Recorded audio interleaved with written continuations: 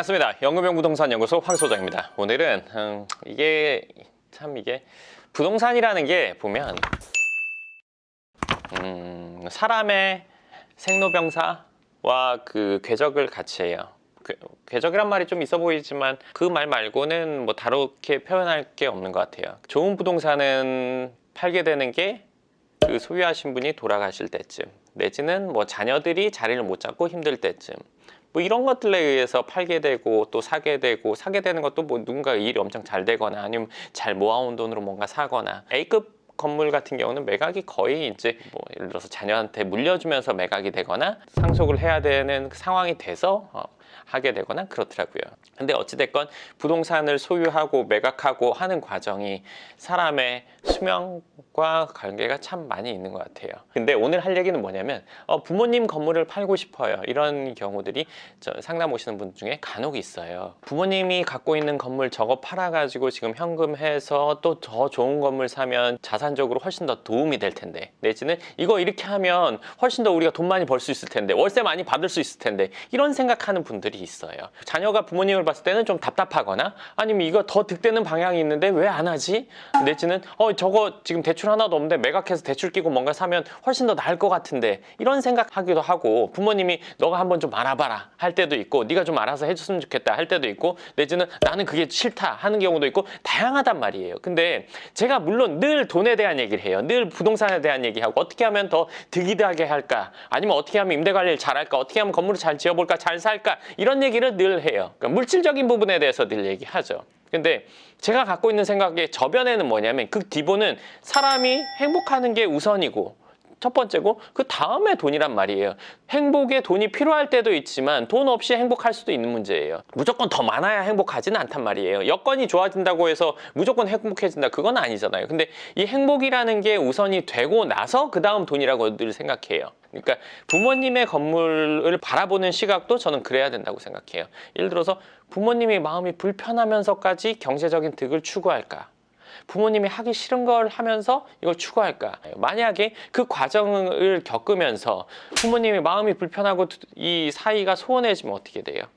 이거는 행복 쪽으로 가는 게 아니라 불편한 불행 쪽으로 가는 거잖아요. 돈을 벌고자 하는 거는 행복하기 위해서, 내지는 성취감을 느끼고 어떤 기분 좋은 뭐 이런 것들을 느끼기 위해서, 아니면 좀 더 편한 상황, 이걸 신경 쓰는 것도 줄어들고, 그런 것들이 다 행복으로 표현할 수 있는데, 그러기 위해서 우리가 돈을 버는 거지 돈만을 위해서 돈을 버는 건 아니잖아요. 물질만을 위해서 돈을 버는 건 아니라고 생각해요. 근데 아까 얘기로 다시 돌아가서, 부모님과 사이가 불편하거나 힘들면서 돈을 쫓아야 되느냐, 저는 이거는 아니라고 생각해요. 또 하나, 연세가 많으신 분들 같은 경우에는 신경 많이 쓰고 그러면 건강으로 직결돼요. 그러니까 아프게 되는 거죠. 그러니까 부모님이 이렇게 싫다는 거를 돈이 더 된다고 해서 내가 이걸 팔아가지고 이렇게 해야 되나? 근데 만약에 그 과정에서 부모님이 아프거나 불편하거나 이러면, 그러면서도 이걸 하는 게 맞나? 그리고 더 냉정히 한번 얘기해 볼게요. 부모님 건물이지 내 건물은 아니잖아요. 근데 왜 내 건물 아닌 거를 내가 자꾸 어떻게 하려고 해요? 그 어떻게 하려고 하는 시점은 받고 나서 해도 돼요. 물론 그 전에 하면 내가 득이 더 될 텐데, 이거는 저는 욕심의 영역이라고 생각해요. 아직 부모님이 주지 않았는데 나중에 줄 거니까 지금 먼저 주세요라고 밖에 안 하는 거잖아요. 근데 부모님이 주시는 거를 땡겨달라고 하는 거는, 이거는 월권이라고 보는 게 전 맞다고 생각하거든요. 이거를 이렇게 해야 돼, 저렇게 해야 돼, 좌지우지 하려고 하는 것도, 이것도 월권이죠. 왜냐면 아직 내게 아니잖아요. 나는 부모님이 물어보면 거기 조언할 수 있는 역할. 하지만 그걸 가지고 이렇게 저렇게 반드시 해야 된다, 그러면서 티격태격 문제가 생긴다, 이거는 저는 잘못된 거라고 생각해요. 조언자의 역할을 할 수 있지, 내가 거기에서 결정권자의 역할을 하는 건 아니잖아요. 부모님의 역할이 결정권자지, 나는 그 건물이나 재산의 결정권자가 돼서는 안 된다고 생각해요. 부모님이 물어보시면 거기에 대해서 내가 조언을 하고 알아봐 드리고 필요한 내가 도움은 드릴 수 있지만, 그거에 대해서 내가 월권을 하려고 빨리 달라고 하거나, 내지는 아니면 이거에 대해서 이렇게 무조건 해야 된다, 득이 더 되려면 무조건 이렇게 해야 된다고 부모님이 요청하기 전에 내가 강력하게 얘기하는 거는, 그거는 좀 행복을 추구하는 방향과는 좀 다르지 않을까라는 생각을 해요. 오늘도 두 분이랑 상담을 이제 방금 끝냈는데, 상담을 하다 보면은 저는 자산에 대한 부분을 다루다 보니까 어떻게 하면 더 득이 될까, 어떻게 하면 더 최적의 결과를 만들까, 어떻게 하면 자산이 더 불어나게 해줄까가 제가 생각하는 기준이에요. 근데 얘기를 하다 보면은 이거는 돈을 버는 것도 중요하지만 먼저 해결해야 될 게 있는 경우도 있고 이렇게 하면 돈이 더 되긴 하지만 자산이 더 불어나긴 하지만 본인이 마음 편하는 게 우선일 때도 있어요.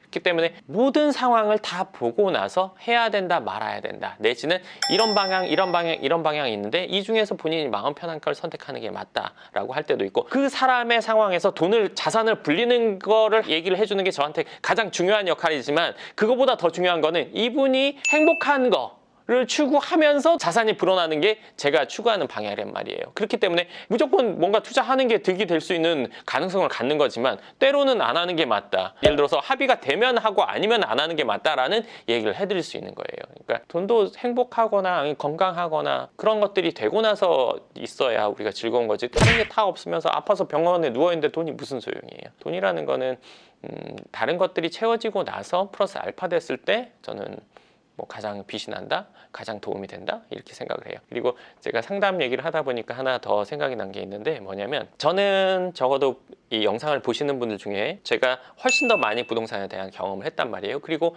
특히나 강남에 대해서는 그 누구보다 제가 경험이 많다고 자부해요. 물론 저보다 경험이 많은 분이 있을 수 있겠지만 최근 몇 년간은 좀 어려울 것 같아요. 왜냐면은 시행이나 시공이나 임대 관리나 지금 몇십 개를 사보고 하는 이 과정을 겪었기 때문에 그렇기 때문에 상담을 오신 분이 아직 걸어가지 보지 못한 부분, 아직 예측하지 못한 거, 그리고 이 상황에서 어떤 결정을 했을 때 최대한의 결과를 얻을 수 있는지 이런 것들을 제가 얘기해 드린단 말이에요. 그러니까 선호자로서 아직 시작하기 전이거나 이제 막 시작한 분들에게 도움이 되는 판단을 해드리는 게 제 역할이에요. 근데 그 판단의 기저에는 제 십수년 이상의 경험, 그리고 제 경험뿐만 아니라 주위에서 들은 거, 아는 사람들이 했던 거 이런 것들, 이 분야에 있어서는 제가 최선의 판단을 내릴 수 있도록 그런 경험을 갖고 있고 그 판단을 제가 해드리는 거예요. 긴 시간 얘기하는 게 중요한 게 아니라 정확한 얘기를 해드리는 게 저한테는 가장 중요하다고 생각하고 그게 왜 그런지 설명을 해주는 게 제 역할이에요.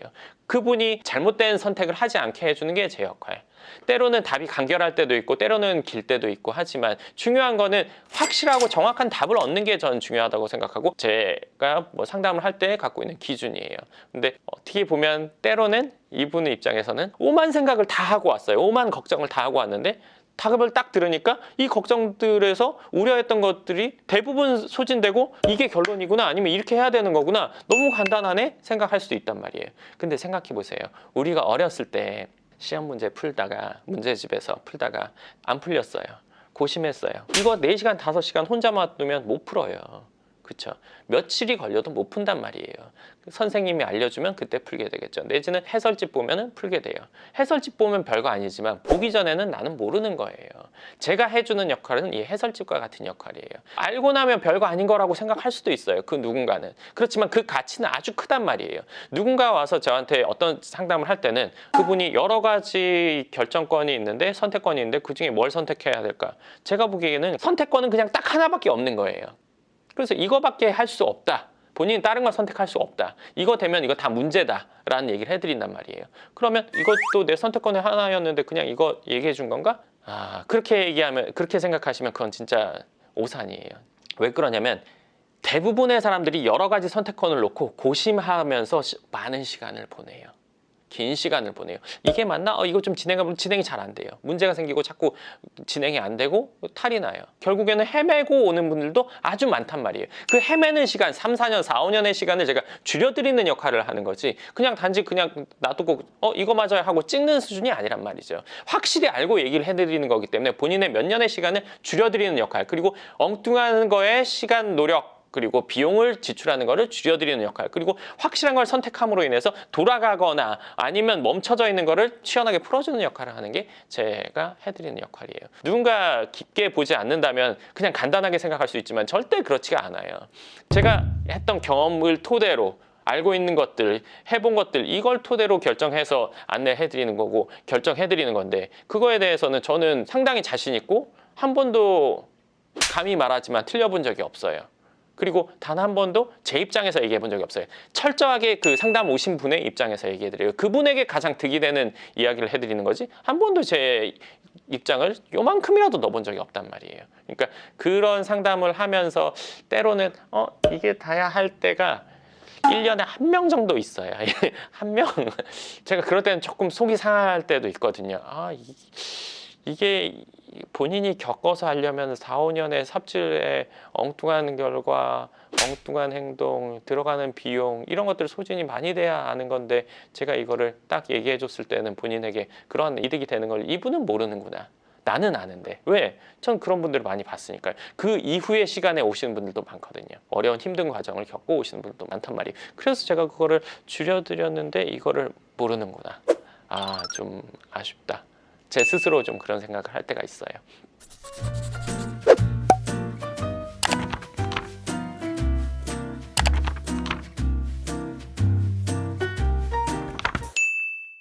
아까 얘기로 돌아가서 부모님의 부동산에 대해서 내가 그렇게 생각하는 거는 만약에 그런 분이 있으시다면 좀 다시 한번 생각해 보시면 좋을 것 같고요. 이번 영상은 그럼 여기까지 하도록 하겠습니다. 감사합니다.